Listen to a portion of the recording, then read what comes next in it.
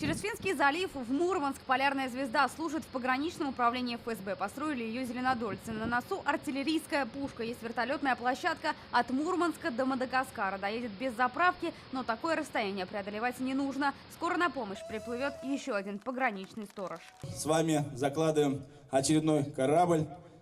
Необычный, который уже созрел, повзрослел. Более 1,5 лет разрабатывался проект «Второй сторожевой корабль». Завод Горького строит специально для береговой охраны по спецзаказу. Корабль напоминает зарубежный дорогой автомобиль с гибридным электродвигателем. Понимаете, да? То есть, когда он идет на маленькой скорости, работает только его электрическая установка, то есть малые дизель-генераторы. А когда он идет на полном ходу, то работают его главные дизеля. Внутри второго сторожевого корабля, в отличие от первого, будет полностью стоять отечественное оборудование. Экипаж рассчитан на 45 человек. Кстати, в длину этот гигант достигает 95 метров, в высоту около 4 этажей. Сдать океан планируется в начале 2019 года.